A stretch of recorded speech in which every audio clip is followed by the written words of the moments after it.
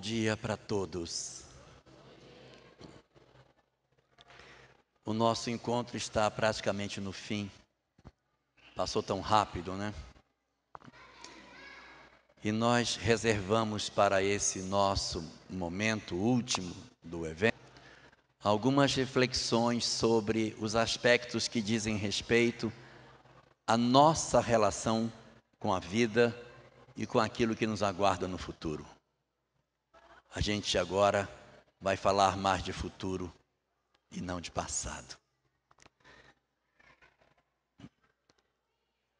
Na análise que Allan Kardec fez sobre o futuro do movimento espírita, ele teria designado 6 etapas diferentes no processo de construção daquilo que viria a ser o nosso movimento.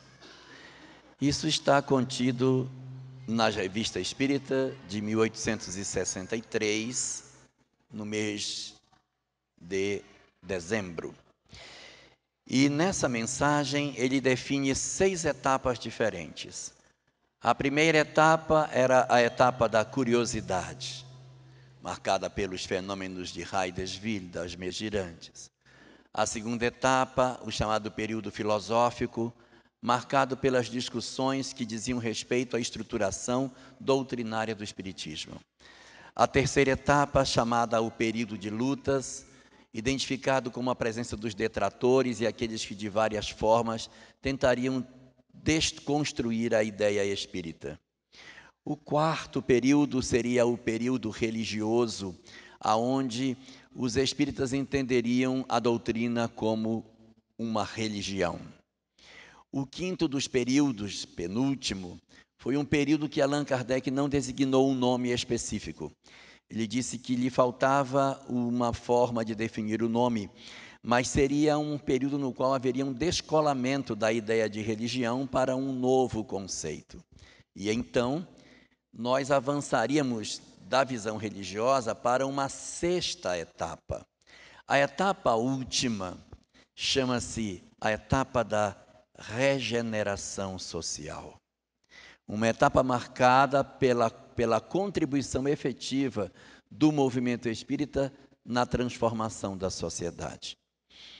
E nesse processo de descolamento entre o modelo da visão religiosa para uma visão que abraçaria uma proposta de transformação social do sexto período, nós teríamos o quinto, que era um período de desligamento progressivo dessa visão religiosa.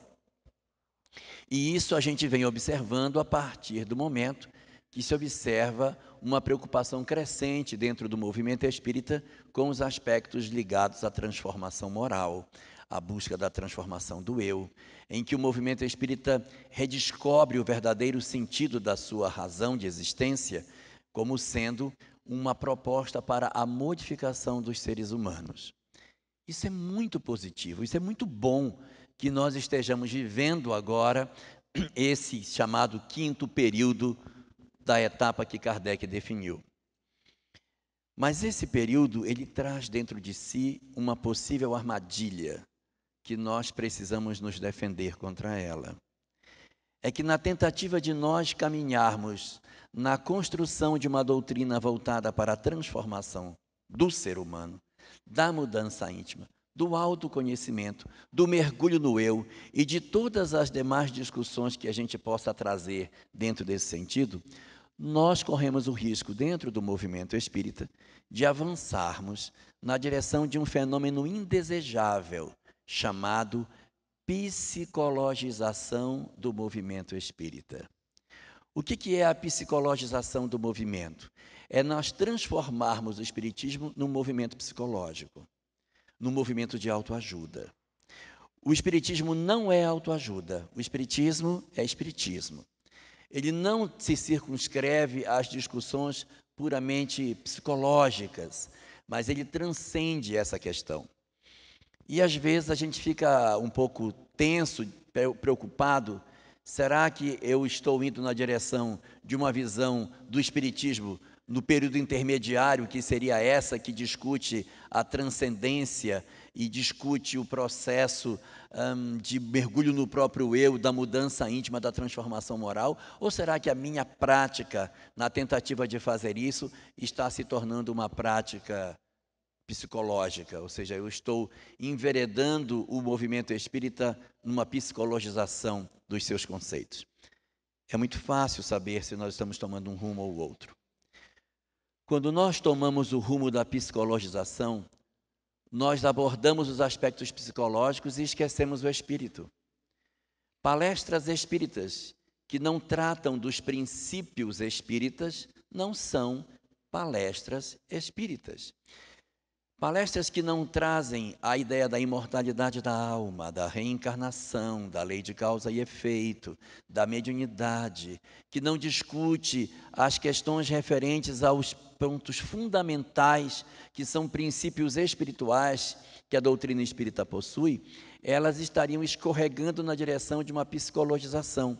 Uma palestra que, feita na casa espírita, poderia, sem nenhuma mudança, ser aplicada numa escola, na maçonaria, no Lions, no Rotary, até mesmo dentro de um grupo da Igreja Católica, dentro de um grupo protestante, não é uma palestra espírita.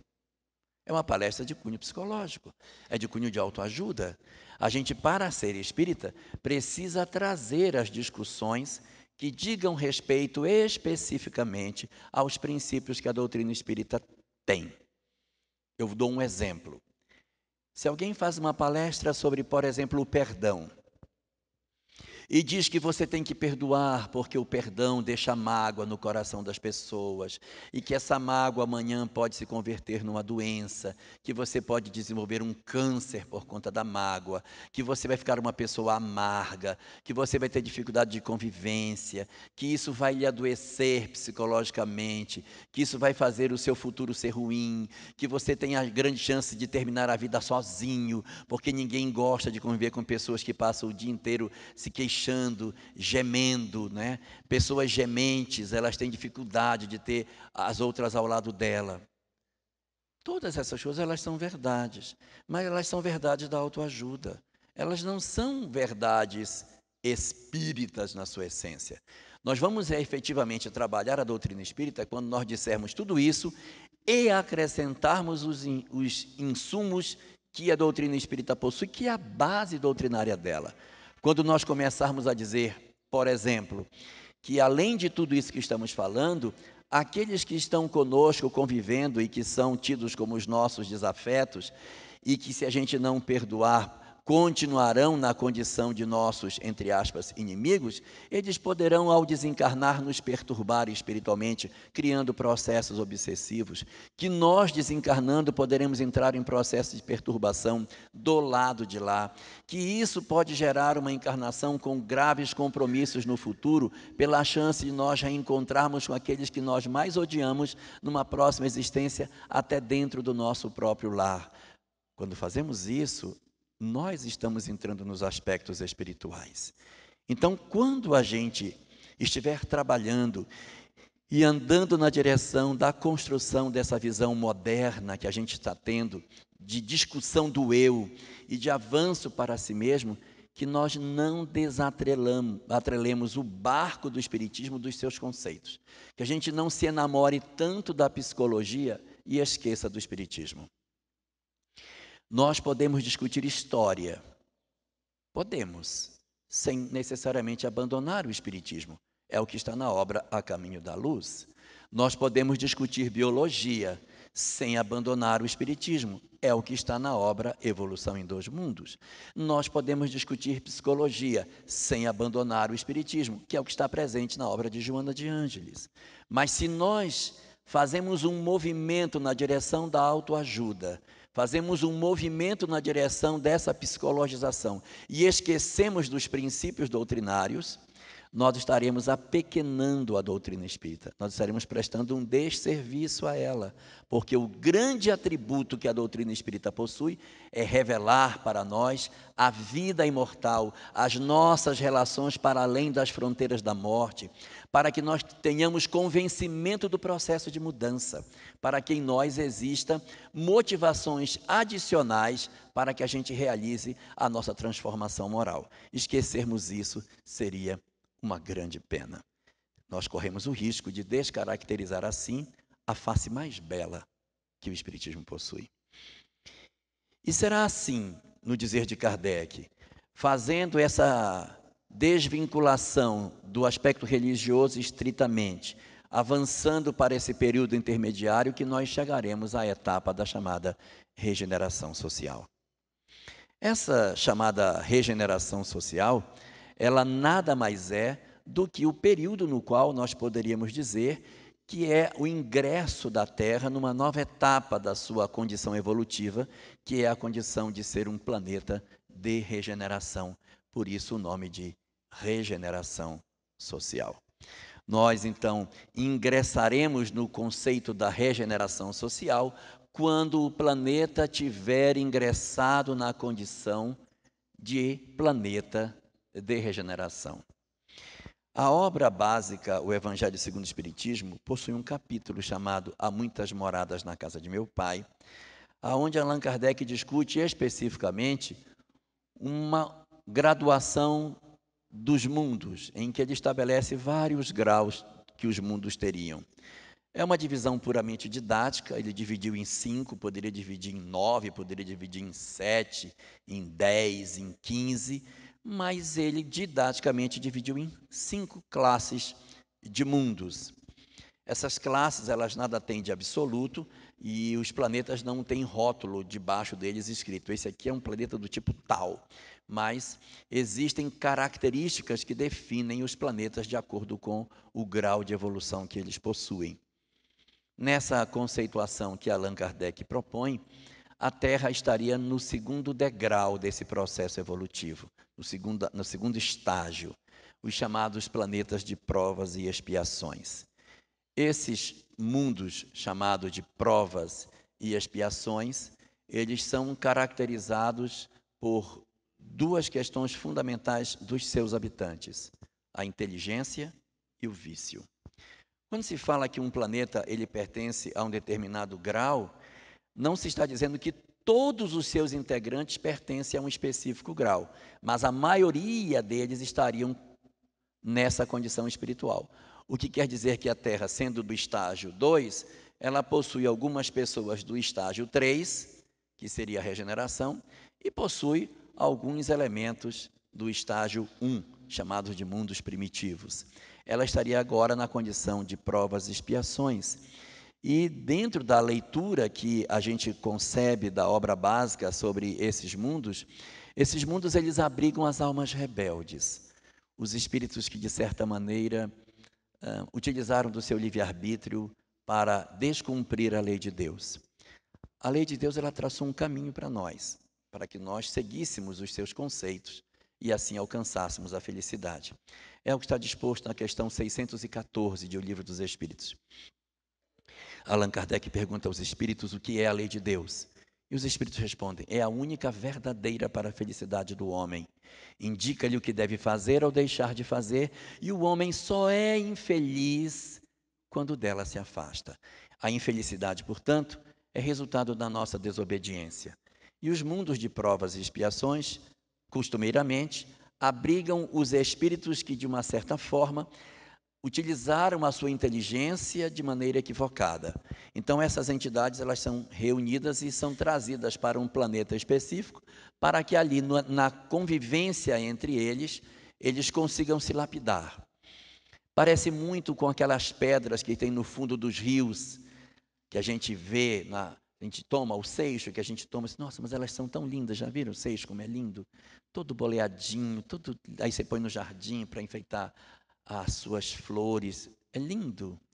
Até parece que Papai do Céu, quando fez o seixo, ele já fez o seixo todo redondinho, e não é verdade.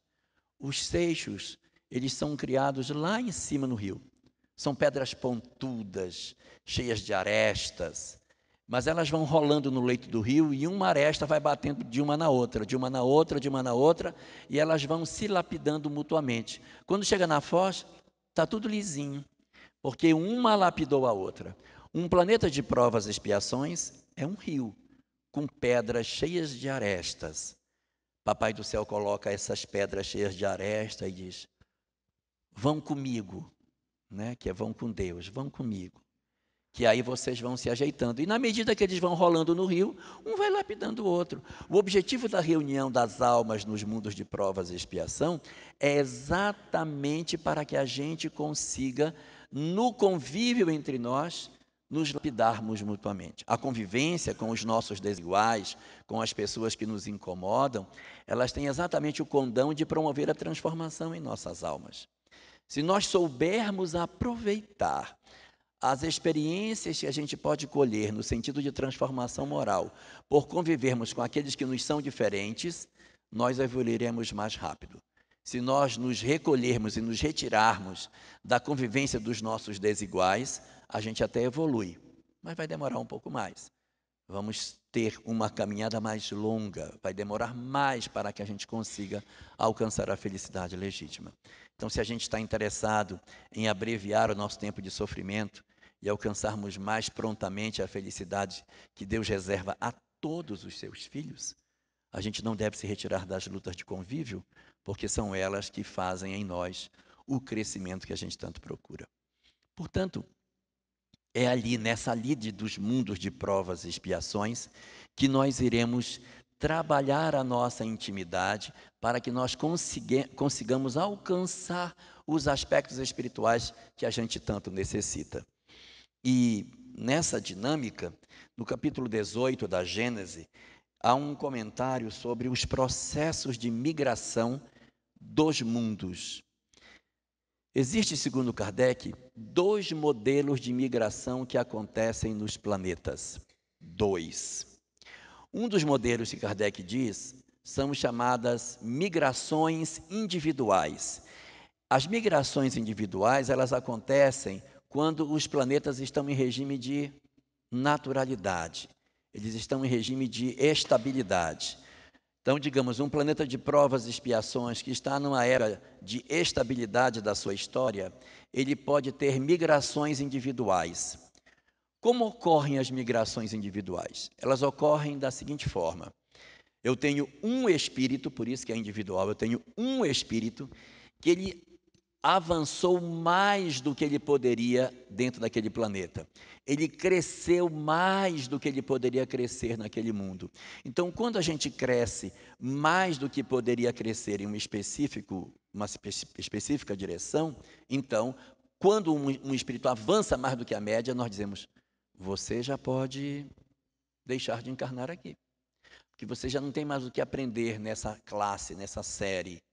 Você pode passar para a série seguinte já. Está no meio do ano, mas você já pode, pelo seu desenvolvimento, passar para outra série. Então, isso acontece individualmente, é facultativo. O espírito pode dizer: mas eu prefiro ficar, eu não quero ir. Como um Bezerra de Menezes, que tendo a concessão de ir para uma condição espiritual melhor, decidiu ficar na Terra ainda por um tempo. Então, essas condições, elas existem individualmente.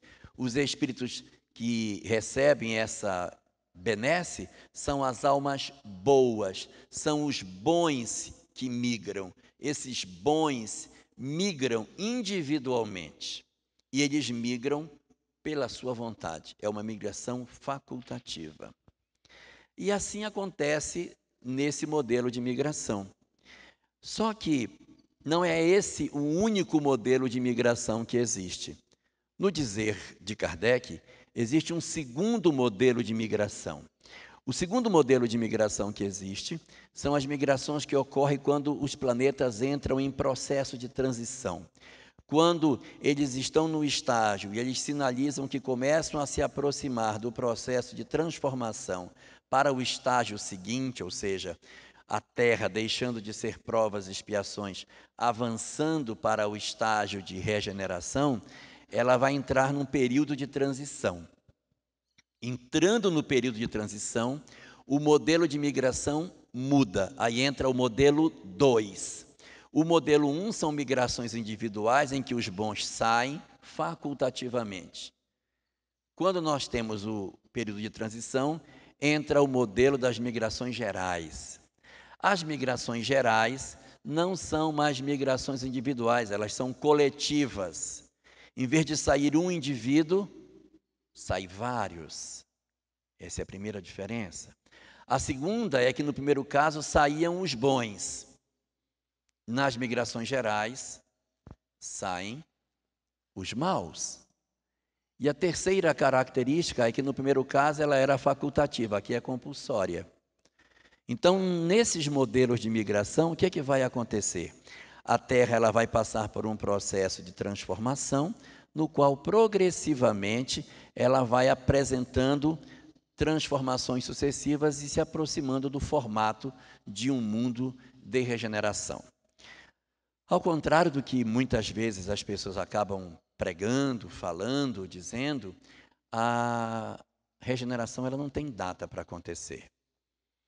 Existem muitas datas. Tinha a data de 2012, não é? Porque ia haver o alinhamento dos planetas, não sei o que tem do final do calendário maia, e ficou todo mundo apavorado que o mundo ia se acabar. Não acabou. Mas aí, como não teve, marcaram outra data. Agora a data é essa, 2019. Por quê? Porque vai fazer 50 anos que o homem foi à Lua. Então, assim, depois que o Sol estiver paradinho no lugar dele em relação à Terra, e a Terra der 50 voltas em torno dele, vai entrar uma nova etapa. O que muda para Deus se o relógio de Deus não tem ponteiro? Né? O relógio dele não tem ponteiro. Então, tanto faz. Se é 50 anos, ou 60 anos, ou 40 anos, isso não importa. O que importa é a maturidade. Essas coisas são assim. A gente não diz, olha, eu vou plantar uma laranja e no dia tal eu venho aqui colher que elas estão maduras. Não é assim. Depende do tempo, depende da chuva. Aí eu vou fazer a colheita naquele período, mas ela pode atrasar, pode adiantar. A colheita atrasa ou a colheita diminui. Isso é uma coisa que depende do livre-arbítrio do ser humano. Então, ela pode avançar ou diminuir. Por isso que as previsões, elas não podem ter datas rígidas, principalmente quando os eventos são muito largos. Quando um evento é um evento mais pontual, dá até para a gente ter uma previsão. Diz, olha, fulano deverá desencarnar. Olha, os espíritos estão dizendo que fulano vai desencarnar agora nesse período. Porque uma coisa mais pontual está ali. Mas eu falar de uma transformação do planeta e marcar uma data, é muito esquisito. No item 267, parágrafo 8º do Livro dos Médiuns, existe uma discussão sobre isso, em que os espíritos falam sobre previsões. E diz lá o seguinte: reconhecem-se os espíritos levianos pela facilidade com que fazem previsões. Os bons espíritos não prevêem datas. Quando muito, indicam épocas que elas podem acontecer quando isso lhes for conveniente. Nunca, porém, marcam data. Aí diz ele: toda previsão com data marcada é indício de mistificação. Então, vamos abrir os nossos olhos, porque essas questões elas não deverão acontecer de maneira abrupta. Nós não deveremos ter uma mudança brusca. Ninguém vai dormir demônio e vai acordar anjo no dia seguinte. Isso não vai acontecer. A transformação ela vai se dar progressivamente. O nosso planeta, ele não é milho de pipoca, que vai ficar milho, de repente, pum, virou uma pipoca. Não é assim. É um processo lento. É como o nascer do sol. O sol vai nascendo, olha, está começando a nascer, aí vai ficando meio vermelhinho, vai subindo, vai ficando mais clarinho, nasceu. É como a abertura de uma flor. A flor vai abrindo, vai abrindo, vai abrindo. Você vai olhando, você vai vendo, ela está abrindo, abriu. Assim também é o fenômeno da regeneração. Ele é um fenômeno gradual, ele é um fenômeno que não acontece instantaneamente. O que deverá acontecer no planeta é o surgimento de condutas que sejam condutas de regeneração. Pessoas que individualmente possuem condutas que são condutas típicas de um mundo de regeneração. Depois haverá grupos de pessoas que trabalharão com o ideal conjunto, serão como se fossem ilhas de regeneração. Então eu vou tendo como que clarões de regeneração em focos do planeta. E essas ilhas elas vão crescendo, elas vão se tocando, elas vão se ligando e no curso do tempo essas ilhas irão se conectando cada vez mais até que elas tomam a maioria do planeta. Quando elas tomarem a maioria do planeta, estaremos num período de regeneração. Uma das ilhas de regeneração que nós temos hoje no nosso planeta, uma das, é a Fraternidade Sem Fronteira. Fraternidade Sem Fronteira, desse bottom, é a instituição que trabalha nesse sentido. Quem não conhece, vale a pena entrar na internet e verificar o trabalho que eles fazem de socorro na África, em vários países da África, Moçambique, Senegal, Malawi, Madagascar, também aqui no Brasil, em Campo Grande, no Nordeste. Eles têm na Bahia. Eles têm várias atividades interessantíssimas. Estão na Venezuela, agora ali lá em Roraima, atendendo os venezuelanos. Esse é um trabalho interessante. Só para vocês terem uma ideia como é que eles funcionam. Eles chegam no local, acolhem as crianças, oferecem comida, roupa, dão banho, crianças que há anos não tomam banho, eles dão banho nas crianças, vestem roupinhas limpas, dão alimentação, fazem todo esse acolhimento. Quando termina o acolhimento, chama alguma pessoa da comunidade para dançar a dança típica da região, para valorizar a cultura local. E aí a cultura local, as meninas voltam a dançar a dança do lugar, a cultivar as culturas, os aspectos culturais de arte do local onde elas vivem. E depois disso chama o sacerdote local para que ele pregue a sua religião para aquelas pessoas. Não, embora seja um movimento formado basicamente por espíritas, embora nem todos sejam espíritas, mas não há a condução do conteúdo espírita para essas pessoas. Eles vão valorizar as culturas locais, a religião local, para que as pessoas cresçam dentro do seu ambiente de liberdade. E como se isso não bastasse, depois de tudo feito, fura-se o poço e entrega-se água para a comunidade. A água vem, fertiliza o solo, que gera a planta que eles cultivam, e eles estão libertos da fome, e a comunidade pode seguir sozinha. Trabalho libertador extraordinário. É uma das atividades que a gente tem hoje no planeta que liga ao nosso mundo ao mundo de regeneração. Então, esse mundo de regeneração que tanto se fala, o que se espera que a gente tenha nesse mundo? Na obra de Kardec, existem 7 características que estão colocadas na obra sobre o que seja o mundo de regeneração. Está lá no Evangelho segundo o Espiritismo, no seu capítulo sobre várias moradas na casa do Pai. A gente fala assim que são 7, o pessoal pensa logo que é um número cabalístico e tal, né? São 7, porque 7 são as cores do arco-íris, 7 são as notas musicais, 7 são os anões da Branca de Neve, 7 são os buracos da cabeça e tal. Não tem nada a ver. É 7 porque passou de 6 e não chegou a 8, na hora que Kardec estava... Kardec estava escrevendo e aí passou, botou 7 características lá. Ele botou 7. A primeira característica desses planetas, sensação de alívio. Sensação de alívio. Quem já sentiu dor sabe o que eu estou falando. Você está com uma dor, e você aplica uma anestesia. Ai, gente. Ai, graças a Deus, passou. Ou de repente você está querendo dormir e tem uma música tocando na sua cabeça.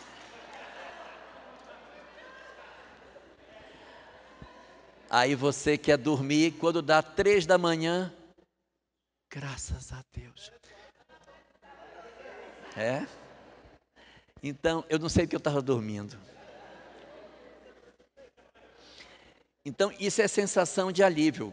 Quando você está passando por algum problema, você está com uma sede, eu estou com uma sede, aí você vai... Ai, que alívio. Então, a primeira característica do mundo de regeneração é a sensação de alívio, que é uma sensação que nós não temos na nossa sociedade atual. Nós temos medo, a gente tem medo de comprar pão, de ser assaltado, de violência, de crime, da desonestidade, uma série de comportamentos dos outros, de sofrer uma agressão, das pessoas egoisticamente tomarem. Então, assim, a gente vive tenso. Essa tensão, a gente até se acostumou a ela. Mas se estivesse num local onde essa tensão não existisse, aí dizer, nossa, que alívio. Imagine um mundo onde ninguém precisasse ter chave. Não tem chave. nem na porta de casa, nem na porta do carro. Não tem chave. Porque ninguém vai tomar o que é de ninguém, não precisa trancar. Todo mundo vai respeitar. Então, é essa a sensação de alívio de você poder dizer, nossa, eu moro numa sociedade em que eu não preciso ficar tenso, me defendendo de tudo. Isso é uma sociedade de um mundo de regeneração. Característica número 2. Em que pese ter a sensação de alívio, não é um mundo de felicidade plena. É apenas um mundo onde se tem alívio. Porque quando a gente está com dor e que toma uma anestesia, que dá o alívio é só o alívio, mas ele não é felicidade plena, é só o alívio do processo de opressão que a gente estava sofrendo. Então, a segunda característica é que o mundo de regeneração não é, mas não é mesmo, um mundo superior, um mundo maravilhoso. Não é. Ele só é um mundo onde a gente venceu, de certa maneira, essa dificuldade maior que a gente tem. E aí, em seguida, Kardec dá 3 características que se assemelham aos pontos que nós andamos discutindo no nosso encontro. Sobre o amor a Deus, o amor ao próximo e o amor a si mesmo. Sobre o amor a Deus, ele diz assim, é um mundo onde as pessoas passam a ter uma relação com o Criador, diferente do nosso mundo, onde a descrença toma conta de uma boa parte da sociedade. E embora muitos de nós ainda nos digamos que somos religiosos, damos mais atenção aos aspectos materiais do que aos aspectos espirituais. Então, a gente é materialista do mesmo jeito. Sou materialista graças a Deus. Quer dizer, a gente acha que é espiritualista, mas a matéria tem muito mais importância para nós. Não estou dizendo que a pessoa não crê em Deus. Ela até diz, não, Deus existe, mas eu quero ficar rico. Eu quero esmagar quem eu não gosto. Então, é uma contradição. E nesses mundos, a relação com o Criador ela é uma relação diferente. Então, essa é uma mudança. E dentro dessa leitura da relação com o Criador, o livro coloca a preocupação com a questão do meio ambiente, do mundo, da natureza. É um mundo preocupado com o meu entorno, com o cuidado do que está. As pessoas não jogam mais lixo nos córregos, né? Já não tem mais aquela destruição do meio ambiente, há uma preocupação com o coletivo. Com relação ao próximo, que seria a quarta das características, ele diz que nós teríamos ali o senso de justiça. Você não vai fazer aquilo que é injusto para os outros. Vejam que não é um amor desmensurado, mas é o senso de justiça. Eu não vou fazer isso com fulano. Não, isso não é certo de fazer. Isso não é correto de fazer. Então, eu não vou fazer aquilo que eu acho que está incorreto. É um movimento de não fazer o mal, diferente do movimento do amor acendrado que você se sacrifica. Não é. É o senso de justiça, ou seja, não vou fazer isso, que isso aí é errado. Está errado fazer isso, eu não vou fazer. E com relação a si mesmo, seria a vitória sobre as nossas dificuldades morais. E ele cita ali 4 imperfeições morais que a gente teria vencido: o orgulho, o egoísmo, o ódio e a inveja. Essas 4 imperfeições. E isso formaria uma sociedade bem diferente da nossa. A sexta das características diz respeito ao corpo físico desses mundos. Diz que o corpo físico é muito semelhante ao nosso, não tem grandes mudanças, porque a mudança está mais no modelo de pensamento do que propriamente nos corpos físicos. E a última dessas características todas é que diz que são almas que venceram, mas elas não estão numa condição espiritual que elas possam dizer que elas não caem mais. Essas almas em que pese serem de regeneração, elas podem tropeçar ainda, elas podem cair e podem, de repente, em função das circunstâncias, retornar para habitar mundos de provas e expiações. Eles podem sofrer degredo também. Aqueles que falharem nesses mundos de regeneração podem também voltar a habitar mundos de provas e expiações. Então, não são mundos tão superiores, mas é um mundo maravilhoso para nós, considerando que a gente consegue fazer essas mudanças, né? De certa maneira, a gente até consegue enxergar por essas características que é possível construir na Terra ilhas de regeneração, onde você viva com pessoas que você não precisa trancar suas coisas, que respeite o semelhante, que cuide do coletivo, que goste dos outros, que são pessoas falíveis, mas tem uma relação com o Criador. Você percebe que isso é possível que a gente faça. E é muito comum no movimento espírita as pessoas terem uma interpretação desse fenômeno de uma maneira muito triste, porque as pessoas começam a fazer uma interpretação desse fenômeno de regeneração e de transição que não é o que está contido nas obras básicas. E as pessoas costumam dizer assim: nós, coitadinhos, nós vamos ser tudo expulso do planeta, vamos tudo embora, porque dos espíritas não vai sobrar nenhum, sabe? Num vitimismo miserável que eu não sei de onde foi que tiraram isso. O Espiritismo é a única doutrina que eu conheço que diminui seus adeptos, porque todas as outras consideram seus adeptos pessoas melhores. Não, nós somos, fulano, não, fulano não, estamos uma pessoa melhor. Já o espírita, esse espírita vai tudo para o umbral. E dirigente espírita, esse é que vai mesmo, quer dizer, quanto mais a pessoa, só pior fica, né? É uma coisa estranha. E se a gente for pensar que a característica essencial que a doutrina espírita tem é a característica de ser uma doutrina consoladora, é uma contradição absurda. Porque a doutrina espírita se apoia no processo de ser o consolador em função da promessa do Cristo de que mandaria um consolador. Então vejam, o Cristo ali naquele dia, naquela noite, pensando sobre o que aconteceria no futuro, na ceia, discutindo se eu vou mandar para vocês um instrutor, não, vou mandar um ensinador, não, vou mandar o ESD, não vou mandar. Aí ficou procurando uma palavra, como é que eu vou sintetizar essa doutrina numa palavra? Podia ser o ensinador, o esclarecedor, o informador, o ensinador, o aclarador. Não foi. O termo foi o consolador. E engraçado que mesmo sendo o consolador, a gente acaba fazendo uma doutrina acusatória, uma doutrina de terror, em que você diz, olha, vai tudo para o umbral, vai tudo gemer, vamos tudo gemer. E não é assim. Se você pegar o livro O Céu e o Inferno, na segunda parte, que trata sobre os espíritos, existe um capítulo lá, que é o capítulo 2 da segunda parte, que são os espíritos felizes. Lá tem 18 casos de espíritos felizes. Desses 18 casos, 9 são espíritas. Todos os espíritas do livro estão nesse capítulo. Não tem nenhum em condição mediana, não tem nenhum espírito sofredor, não tem espírito endurecido, não tem criminoso arrependido, não tem nenhum espírita nessas outras partes do livro. Só tem espíritos felizes. Em outras palavras, todos os espíritas que são citados estão nesse capítulo, e não tem nenhum em nenhum outro.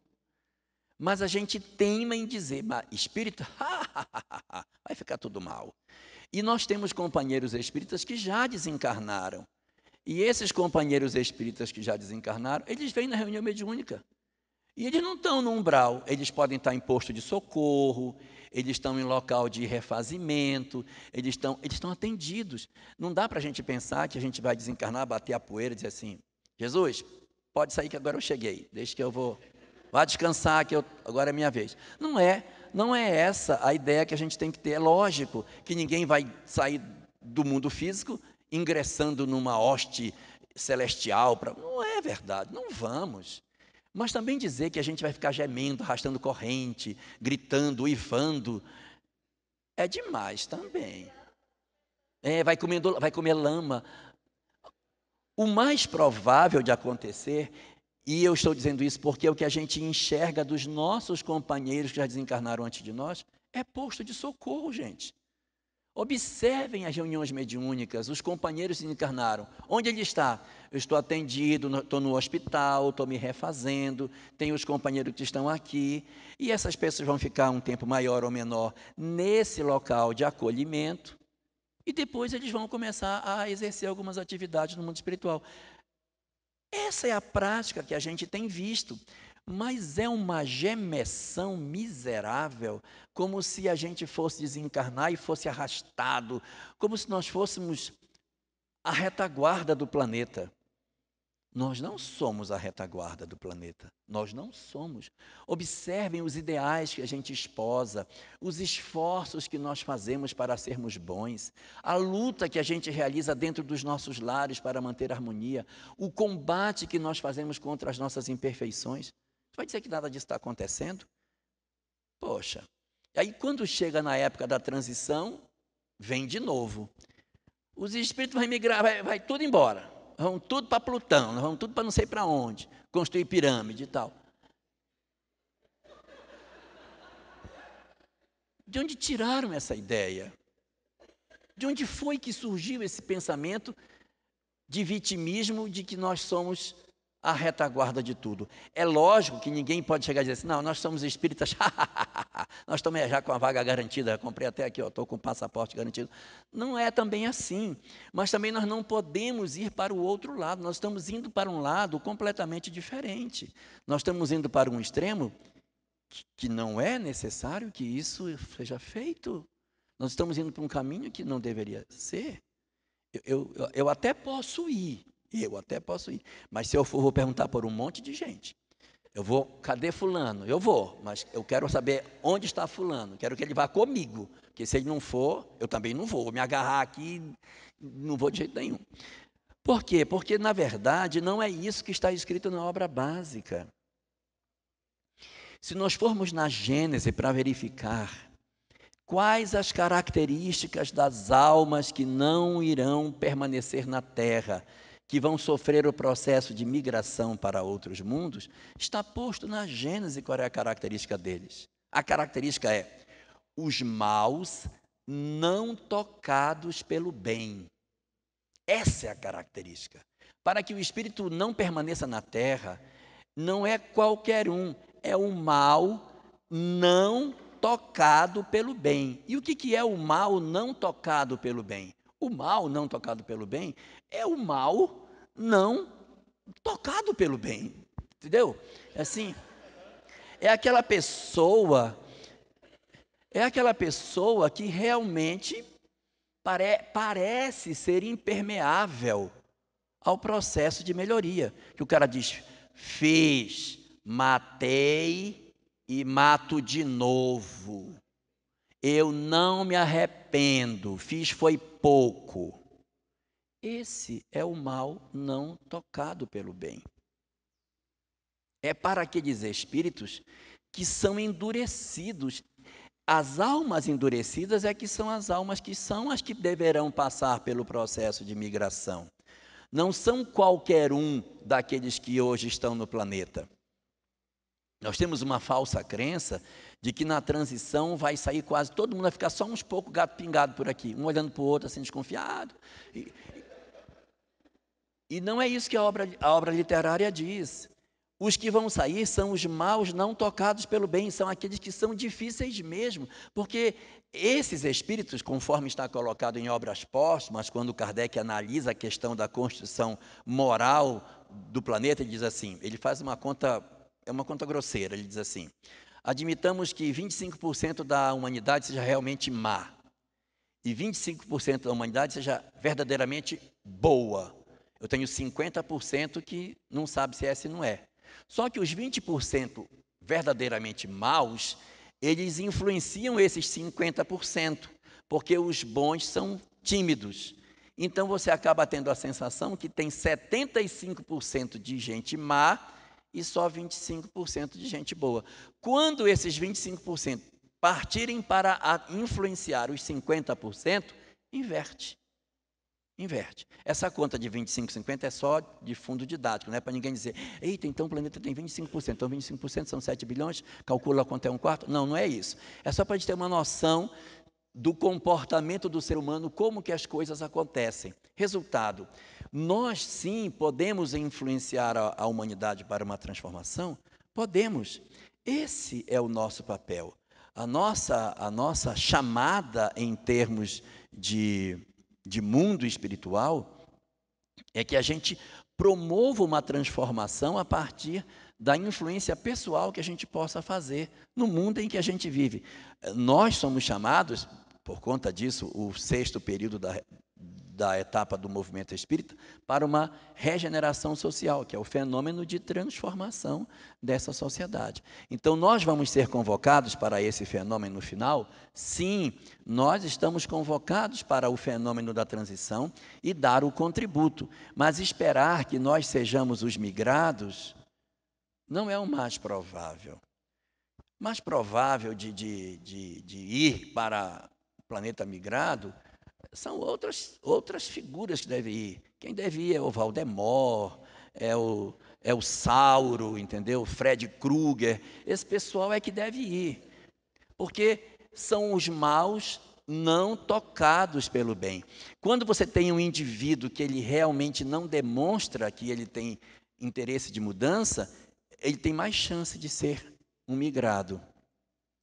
E no livro Evangelho segundo o Espiritismo, quando Kardec define uma das características dos mundos de provas e expiações, ele diz uma coisa muito interessante. Ele diz que nos mundos de provas e expiações, a migração dos espíritos é um fenômeno razoavelmente comum. Porque o tempo que leva para que você saia do primitivo para entrar na regeneração é um tempo razoavelmente curto. E o espírito nem sempre consegue, numa única passagem num planeta, executar a sua migração de primitivo para a regeneração. Eu estou confundindo vocês que estou falando? Eu vou ser mais claro. O Homo erectus, que foi o homem que se colocou de pé, ele surgiu no planeta há 1 milhão de anos. 1 milhão de anos. Então, nós temos 1 milhão de anos de presença do gênero Homo no planeta. E a humanidade só entrou na chamada história a partir do momento em que veio a escrita. Para fazer uma conta redonda, eu vou dizer que a gente tem 10 mil anos de história. É até menos que isso, mas vamos botar 10 para fazer conta redonda. Se eu tenho 1 milhão de anos como homo e tenho apenas 10 mil como história, eu tenho apenas 1% do tempo como homem dentro do planeta, usando na história, ou seja, 99% do meu tempo eu fiquei na pré-história, de lá até chegar na história, e eu tenho apenas 1% aqui. Isso significa dizer que, como mundo primitivo, a gente passou 99% do tempo. Então, deu mais tempo aqui para a gente se ajeitar. E agora eu tenho só 1% desse tempo para sair de primitivo para a regeneração. É menos. Então, como esse tempo é menor, diz Kardec, os espíritos dos mundos de provas e expiações, eles migram com muita frequência de planeta, porque eles precisam passar, muitas vezes, pela essa mesma experiência, para que ele vença o egoísmo, o orgulho, o ódio, a inveja, consiga respeitar o ser humano, consiga entender o coletivo, precise mudar os seus conceitos de vida. Então, aqui não dá, eles migram para outros mundos. E lá eles são chamados por Kardec como espíritos exóticos. Eles são exóticos, não é porque eles têm 3 olhos, 5 braços, 10 pernas. Ele é exótico porque exótico não é o que é estranho, no sentido de ser esquisito. Exótico significa é de fora, é X, é exótico, ele veio de outro lugar. Então, eles são espíritos exóticos, eles migram, eles passam de mundos a mundos. Por isso que a migração nossa vai ser uma migração razoavelmente comum. A gente não sabe se a gente já veio de outras migrações, mas o que a gente sabe é que nós estamos agora passando por um novo período de migração, e nós estamos inseridos nesse cenário de migração nesse momento. E algumas pessoas, quando ouvem isso, dizem, ai meu Deus, tomara que eu não esteja aqui quando esse negócio começar, porque quando começar essa transição dizem que é horrível, que tem maremoto, terremoto, furacão, tufão, que acontece tudo de ruim. Eu quero ir embora antes dessa transição começar. E eu lamento dizer, mas já começou.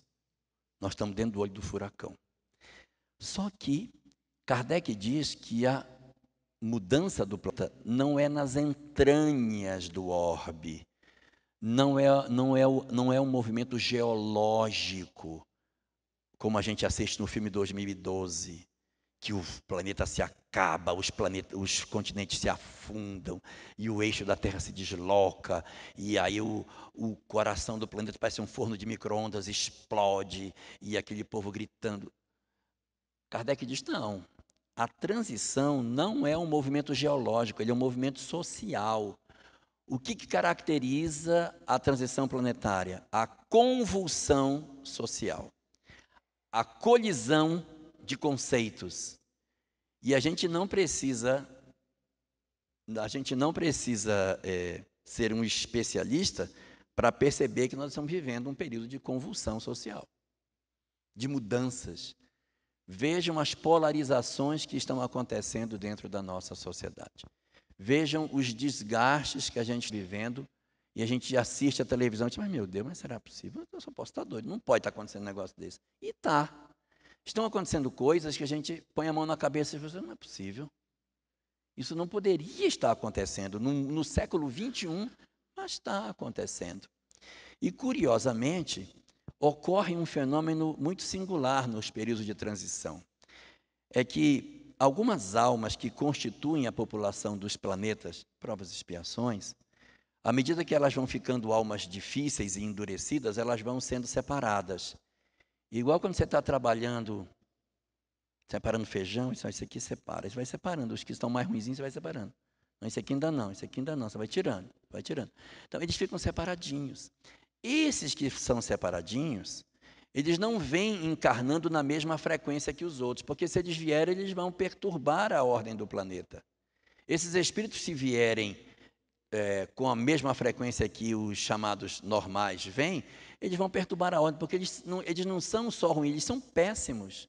Eles são espíritos que destroem a ordem social, perturbam, fomentam guerras. Quando a gente fala assim que eles são muito ruins, eu sei que o pessoal às vezes pensa na sogra, no cunhado.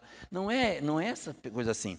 São pessoas que elas produzem problemas sociais. Quando elas encarnam, elas desequilibram socialmente o planeta. São personagens que a gente ouve o nome deles na história, sanguinários, que passaram, destruidores, tiranos, perversos, opressores, que têm um poder magnético de liderar massas, e aí eles saem e promovem matanças, guerras, revoluções. São essas pessoas. Esses espíritos eles não vêm com muita frequência. Além desses tiranos perversos, tem os doidos também, né? O pessoal que é barra pesada, que quando vem para arrebentar mesmo. Não, por quê? Vamos mudar isso aí, nós temos que desatrelar tudo. O livro A Caminho da Luz fala que durante um período houve um encarne coletivo dos espíritos que eram chamados espíritos bárbaros. Os ostrogodos, visigodos, os vândalos, os hunos, etc. Os eslavos, bretões. Esses povos, embora não tivesse uma organização entre eles, eles foram suficientes para destruir o Império Romano. Destruíram o Império Romano, fragmentaram o Império Romano, e aí surgiu o período da Idade Média. Então, conta a obra que o Cristo se valeu dessas entidades para promover esse processo. Eles estavam todos guardadinhos, solta esse pessoal para eles darem uma ajuda lá embaixo. Aí eles vieram tudo de uma vez. Solta os titãs. Aí soltou uma galera de perturbado. Essa galera perturbada veio, e assim, por que veio? Eles vieram porque eles, indivíduos, precisam melhorar. Eles vêm muito regradamente, vem um, porque se vier dois já perturba muito, então vem um, volta, agora vai você, agora volta, vem um por vez. Dessa vez abriu a torneirinha e disse, vai, vamos com Deus. Aí desceu todo mundo. Aí eles fizeram tudo o que fizeram, eles não plantavam, eles saqueavam as cidades, eles violentavam as pessoas, eles entravam nas cidades, tudo que tinha eles tiravam, que tinham e iam embora. Então eram povos assim que não tinham um perfil de ser um povo com uma estrutura organizada. Eles viviam do saque. Então, esses espíritos, durante um tempo, eles encarnaram na Terra, serviu para a melhoria deles, alguns conseguiram melhorar, ótimo, e eles também serviram ao interesse coletivo, que era o interesse de transformar a nossa Terra, transformar a nossa humanidade. Pouco tempo depois, eles foram recolhidos, guarda e deixa eles aqui. E eles continuaram vindo um a um. Agora vai Gengis Khan, sua vez. A Gengis Khan vai, já foi, meu filho, agora volte. Agora, Átila é sua vez, vá. Mas vá com cuidado. Aí o Átila vem, aí volta. Agora vamos mandar, sei lá, Rasputin. Aí manda o Rasputin. Agora, venha para cá você. Então vai mandando as pessoas devagarinho. Quando chega na hora da transição, o que vai acontecer na hora da transição? Quando chegamos na transição planetária,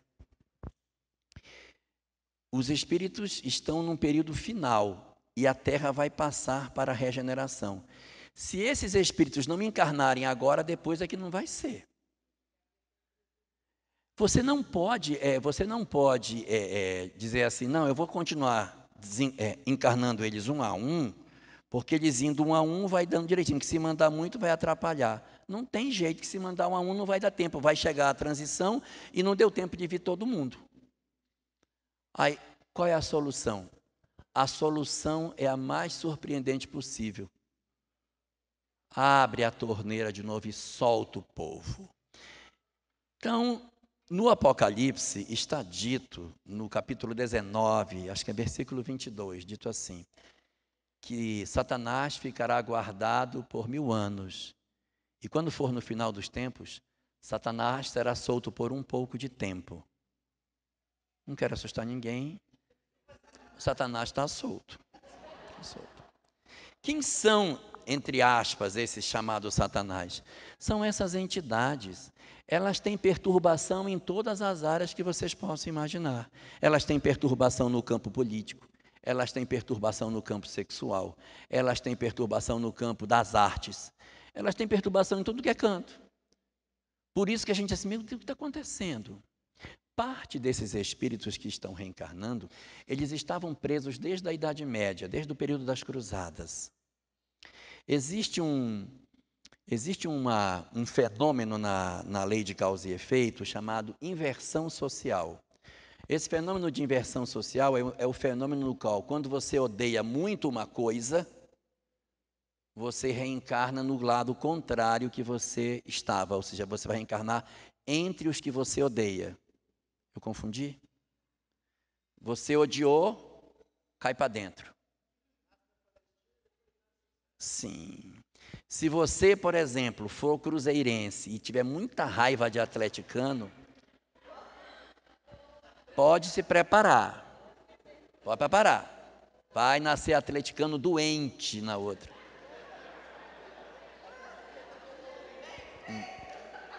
Então, assim, a gente tem que, quando a gente tiver raiva de alguma coisa, é só um pouquinho.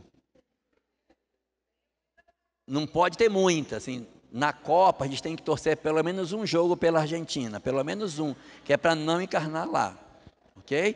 Então, assim, quando você odeia muito, você cai para dentro. Judeu odiou demais, vai renascer palestino. Ah, o cara era alemão, não gostava de judeu, era isso? Vai nascer judeu. Aí ele nasce judeu e fica bélico. Aí ele faz um muro para separar de palestino. Aí você tem um determinado comportamento, vai nascer no contrário.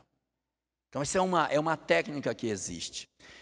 E isso é uma coisa que, para o nosso coração pequenino, é um absurdo. A gente fica revoltado com isso, né? Mas é o modelo como o Cristo trabalha. O modelo como o governador do nosso planeta funciona é esse. Eu vou mostrar para vocês como é.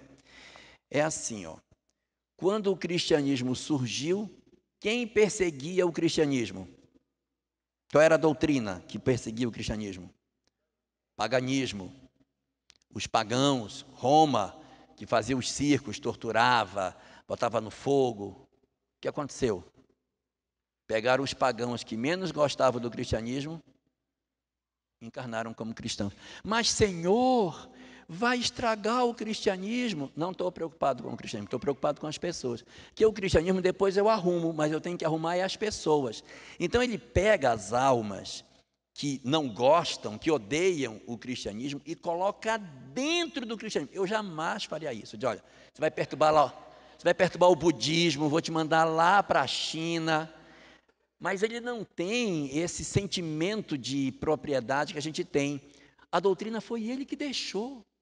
Puxa vida, mas ele disse, quem é que não gosta de mim, hein? Então pega esse pessoal e bota dentro. Por que ele faz isso? Olha que genialidade, você bota a alma que não gosta de algo dentro daquele lugar, o cara realmente vai estragar a doutrina, como aconteceu. Por que o cristianismo se desvirtuou tanto e se paganizou tanto? Por que ele ficou tão pagão? Porque as almas que eram pagãs, que odiavam o cristianismo, nasceram dentro do cristianismo. E, evidentemente, tinha alguns ali para ajudar a levar no rumo certo. Tinha Santo Agostinho e outros pensadores antigos para dar o norte da igreja. Mas a grande massa era do pessoal que não gostava e que assumia os postos. Qual é o resultado disso? Eles entortam o cristianismo. Mas quando eles desencarnam, que eles veem o que eles fizeram, e dizem assim, nossa. Aí você vê um monte de espírita falando, gente, eu já fiz muita besteira no cristianismo, nossa, eu estou aqui agora para querer arrumar o que eu fiz. Aí você começando, mas por que esse cara estava no cristianismo se ele fazia tanta besteira? Talvez ele fosse um desses migrados. Estava de lado de lá, você era pagão, papai? Era, então agora venha, você vai ser cristão. Aí bota o cara para dentro do cristianismo. E isso vai gerar um compromisso com a alma, porque se ele dissesse, o cristianismo está lá, eu não quero nem saber deles, estão para lá, eu estou para cá. Não, ele pega e bota você dentro, que é para você criar compromisso com o que você odeia. Aí depois a alma vai dizer, nossa, mas já fiz muita besteira, eu preciso consertar a besteira que eu fiz. Ele provoca com que você tenha contato com o que você odeia, e isso iona o seu progresso. Eu não sei se estou confundindo vocês com a técnica, como é que ela funciona.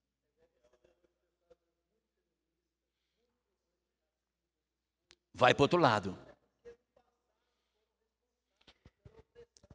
Quando você tem assim um cacique indígena que fica muito preocupado com a depredação da sua aldeia, que estão tirando madeira, e ele fala um português perfeito, ele anda de Hilux, né? Mas ele é índio.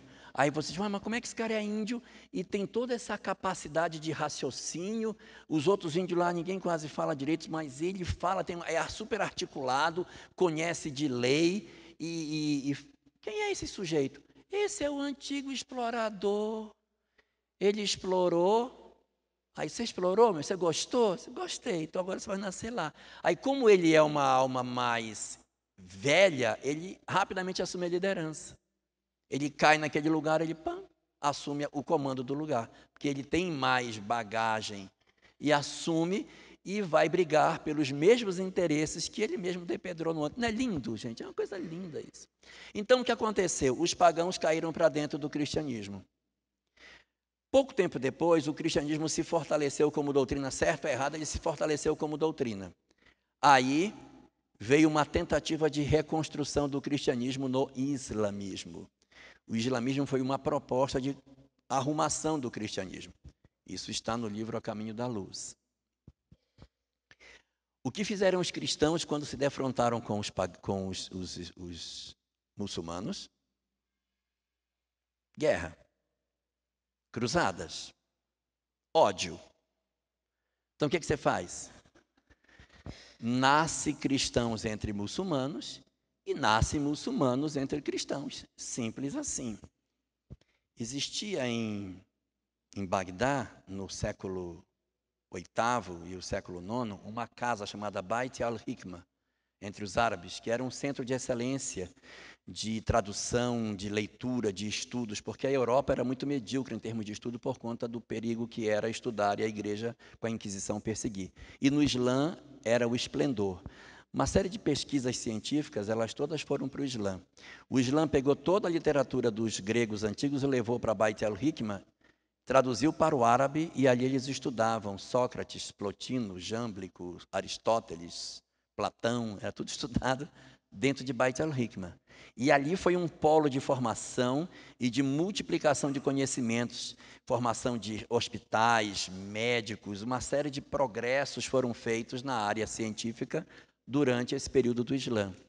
Quando acabam as cruzadas, os cristãos que estavam contra o Islã renascem no Islã. É exatamente o período em que Beit al-Hikma começa a entrar em declínio. Os cristãos nasceram entre os muçulmanos. Aí Beit al-Hikma começa a perder força. É aí que começa a ter a redução do poder de transformação que o Islã possuía nesse período. Então, esse fenômeno de inversão ele é muito comum. E havia muitos cristãos que tinham uma intolerância religiosa absurda. Estavam todos no mundo espiritual. Quando chegou agora na transição, soltou esse número de cristãos intolerantes da época da Inquisição. Renasceram aonde? Vocês acham que eles vão renascer em que religião? Eles têm que nascer no Islã. Você nasce onde você mais odeia. Aí você tem um Islã radical. Mas por que está acontecendo? Almas que eram da época da Idade Média, renascendo agora com o psiquismo do século XIV, funcionam como se estivessem no século XIV. Se você for fazer as contas, o Islã começou no século VIII. E para agora você tem 1.300 anos de Islã. Está com quase 1.300 anos, 13 séculos. Quando o cristianismo tinha 13 séculos, era o apogeu da Inquisição. Eles estão vivendo a Inquisição deles, por conta da encarnação coletiva de uma série de entidades perturbadas. E o mais impressionante é que nós estamos no meio disso aí, tá? Nós estamos no meio disso. Esse processo de transição, segundo algumas obras espíritas, escritas por Joana, fala que na segunda metade do século XX começou o processo de transição planetária.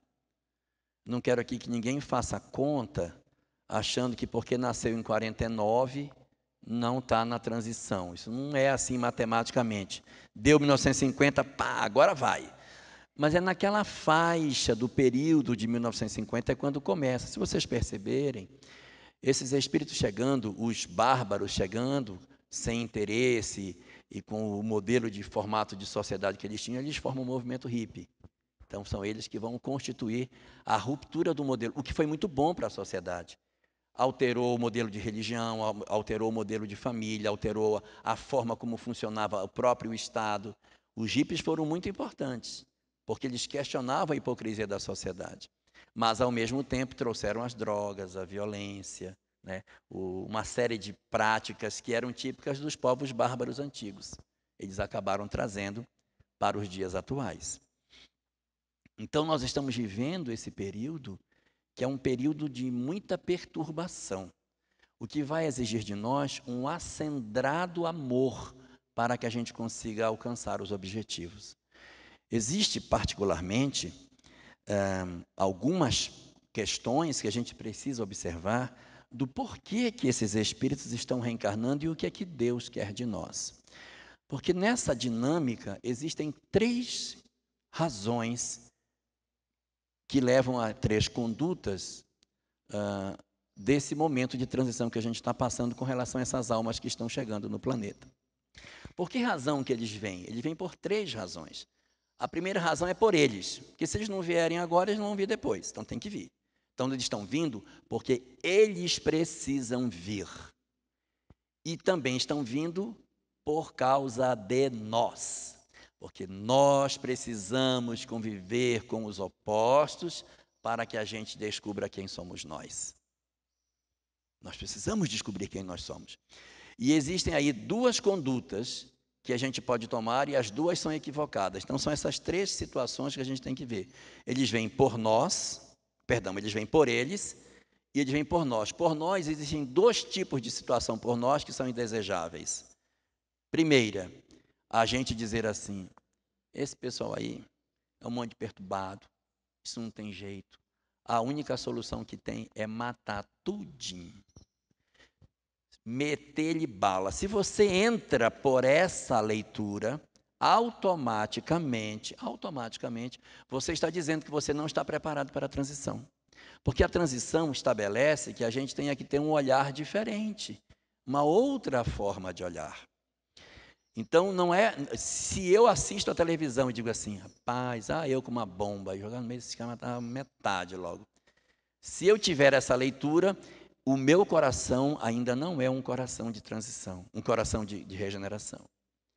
E eu posso ter um pensamento oposto a esse, quer dizer assim, gente, eu gostei desse negócio, hein? Eu acho que eu vou me filiar também, eu quero também fazer a mesma coisa. E a pessoa vai e se filia naquelas mesmas ideologias perturbadas, porque se sente atraído por aquilo. Então, tanto odiar essas propostas malucas, como se perfilar junto com elas, é perturbação do mesmo jeito. O que nós somos chamados a fazer é uma terceira via. Essa que é a via correta. Então, a gente está enfrentando hoje na nossa sociedade uma série de perturbações. Diz-se que a gente conhece uma sociedade pela arte que essa sociedade possui, pela arte dela. Se for pegar pela arte, nós estamos mortos. Olha a música que a gente está produzindo, dá uma olhada nela. Não essas que a gente está cantando aqui. As lá de fora, liga a rádio e tenta ouvir, que você vai ver que você não tem condição de resolver esse problema. Não tem condição de resolver esse problema de maneira instantânea, não dá para resolver. Então, você tem que ir devagarinho tentando solucionar o problema. A outra coisa que a gente tem que... Tu quer fazer uma pergunta? Então, fala aqui. É porque, olhando esse período de transição, a gente estava olhando quem vem, né? Os bárbaros, os hunos, os pagãos, todos que têm alguma coisa para, né, tá reatando os laços e tudo mais. Entretanto, eu queria te perguntar também em relação aos que já foram, como, por exemplo, cientistas famosos do século XXI, Stephen Hawking. Por que eles foram? O que isso significa? Significa que tudo que eles já fizeram já foi necessário? Só isso mesmo. Vou já abordar a tua pergunta. Daqui a pouco, no próximo bloco, pode. Então, na hora que a gente está vivendo esse cenário de final dos tempos, essa convulsão social, ela existe. E nós somos chamados para viver uma terceira via, que é a via da tentativa do entendimento. Só que isso vai exigir de nós um amor diferente, que não é o amor que a gente às vezes acha, eu tenho amor porque eu amo meu filho, eu tenho o maior cuidado com meu filho. Não é esse amor familiar, é um amor no sentido mais abrangente, é um amor no sentido mais coletivo. Os gregos tinham uma palavra para designar esse tipo de amor, que não é um amor voltado para uma pessoa em particular, que não é voltado para um grupo em particular, mas é um amor mais universal. Eles chamavam de ágape. O que nós estamos convocados a viver nesse período de transição, para que a gente tenha êxito, é que a gente viva esse ágape, que nós nos sintonizemos no amor, que é um amor diferente. Porque se eu permanecer na condição que eu estou perdido. Só que vai ser muito difícil a gente conseguir fazer com que esse ágape nasça nas nossas almas. Então, nos períodos de transição, chegam as levas de espíritos perturbados, mas chegam também os espíritos que vêm colaborar com o planeta. Eles não virão em número extraordinário. Ninguém pense que nós vamos ter uma invasão de milhões de espíritos superiores, porque não vai ser assim. Eles podem vir milhares, mas milhões não virão. Lembremos que um Gandhi libertou a Índia. Um Paulo de Tarso divulgou o cristianismo para que chegasse até nós. Um homem. Então, eu não preciso de milhões de Gandhis, até porque se eles forem milhões, nós não vamos fazer nada, eles vão fazer tudo sozinhos. Eles precisam apontar o rumo e nós é que temos que segui-los. Então, eles serão não milhões, talvez milhares. Na obra Devassando o Invisível, de Ivone Pereira, ela tem um trecho em que ela fala de uma revolução que vai acontecer no século XXI, o chamado Novo Renascimento. Houve o renascimento do século XVI para acordar as artes que estavam mortas, e lá naquele período foi feita a arte pelo belo. Agora nós teremos um novo renascimento. Virão espíritos no século XXI para fazer a arte pelo bem. Quem capitaneia essa equipe é Victor Hugo, francês. Ele é o comandante do grupo que vai trazer uma leva de entidades para reconstruir. Vai ser um novo renascimento na área das artes e na área do conhecimento. Uma nova ciência, um novo formato de visão de mundo vai ser criado a partir dessa leitura. O homem, ele está cada vez mais sedento de questões que lhe preencham a alma. Por isso a importância do Espiritismo nesse momento, para que ele preencha dentro das lacunas que a sociedade possui, trazendo as respostas que a gente tanto busca. Por isso que a gente não pode omitir as informações espirituais. Por isso que nós não podemos psicologizar o movimento espírita. Nós temos que deixar com que as informações do espírito imortal permaneçam acesas nas nossas casas. Que a gente permaneça com o propósito de divulgação dessa mensagem imorredora que o espiritismo representa. E vejamos nós, o que significa para os espíritos reencarnarem na Terra nesse período? O que significa para as almas do planeta estarem encarnadas na hora em que a convulsão dos hábitos, dos costumes se fazem, em que essa leva de entidades perturbadas desce ao planeta, em que um grupo de espíritos superiores também vem para ajudar, e nós vamos ser os artífices na construção desse mundo novo.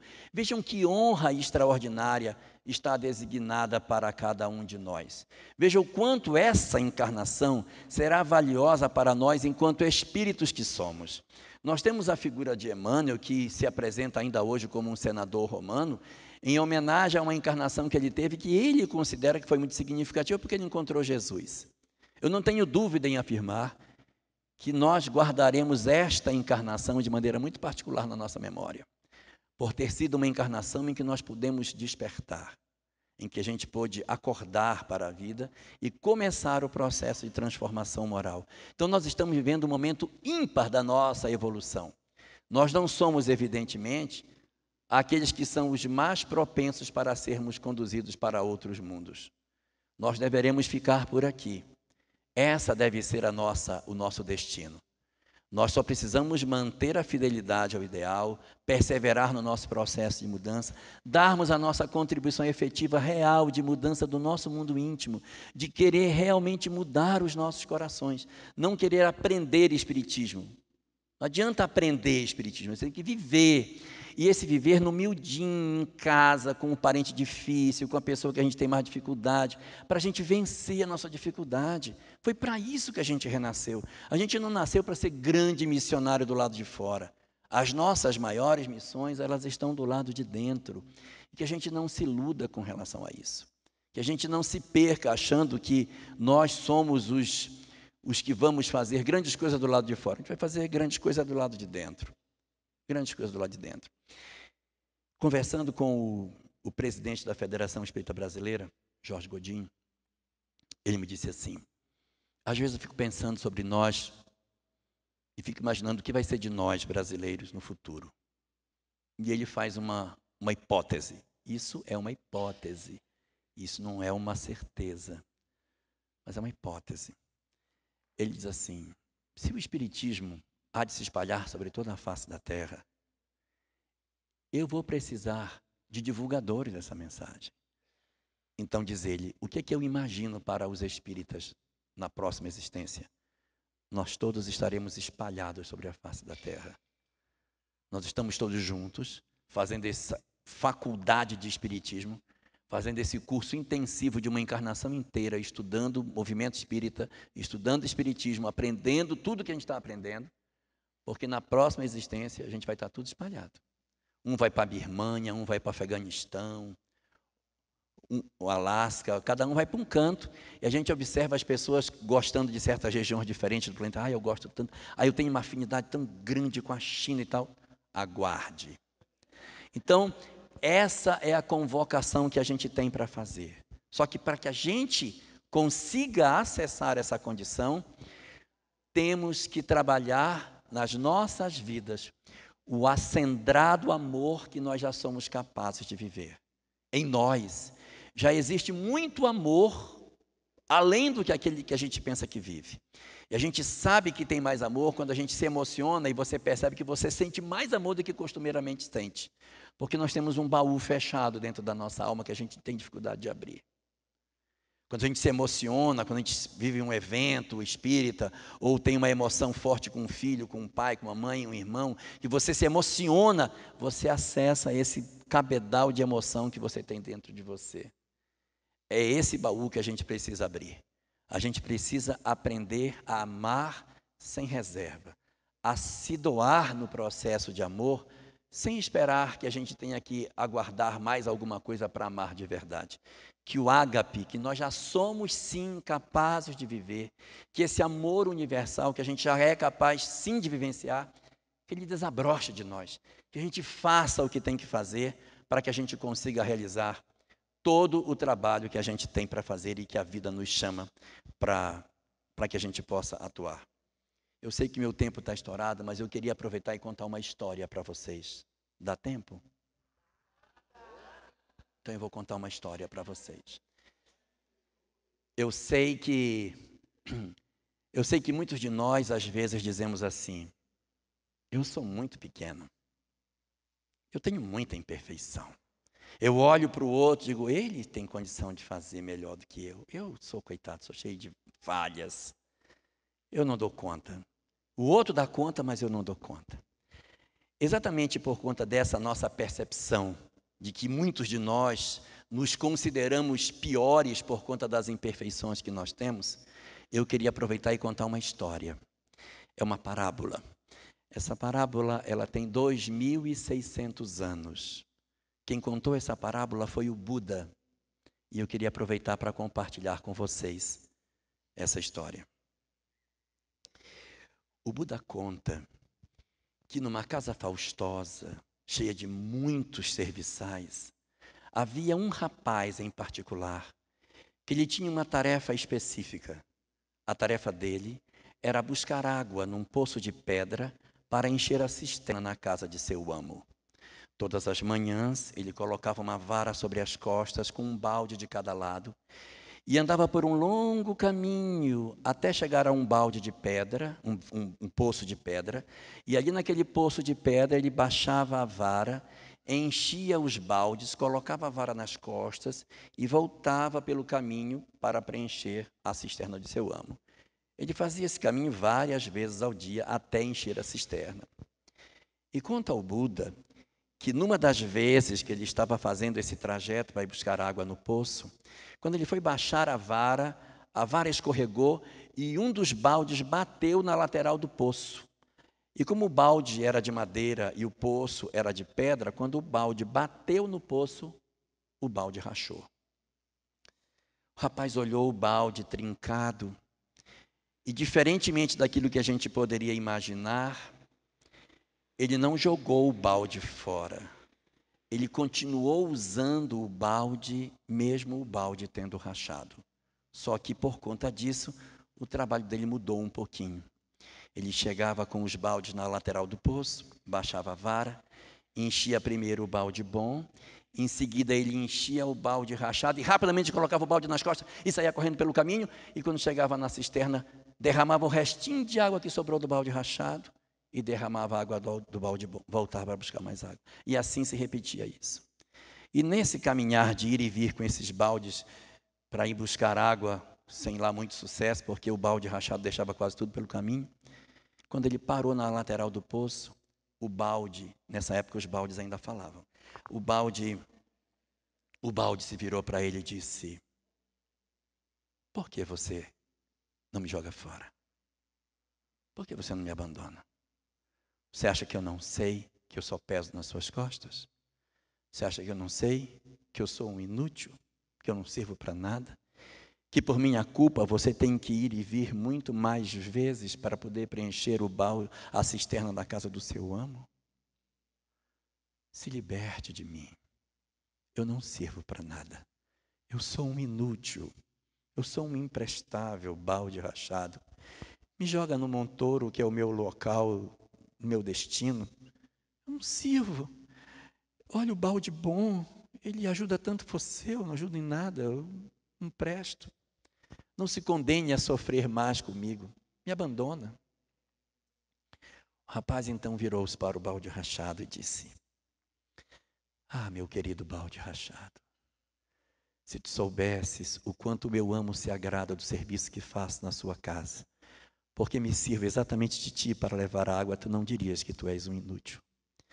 Porque exatamente na manhã seguinte a que tu rachaste, eu plantei sementes de rosa que vão desde o poço até a casa do meu amo. E quando tu passas pelo caminho derramando as tuas águas, como se fossem lágrimas pelas tuas rachaduras, das tuas imperfeições, tu vais semeando vida por onde tu passas, fazendo com que existam muitas flores que todas as manhãs eu colho para enfeitar a casa do meu amo, que se agrada muito do que faço, exatamente porque me sirvo de você. Olha o caminho por onde vai o balde bom. Ele é tão completo em si mesmo, ele tem tanta certeza de que ele é completo, que ele não divide nada do que ele tem com ninguém. Não tem vida por onde ele passa. Mas exatamente por tu seres frágil e pequeno, por onde tu vais passando, vai surgindo vida, vai surgindo flores, vão surgindo cores. Por isso, na minha vida de servo, eu posso me liberar de todas as coisas que eu tenho para servir ao meu Senhor, menos me liberar de ti, meu tão precioso, tão útil e tão extraordinário balde rachado.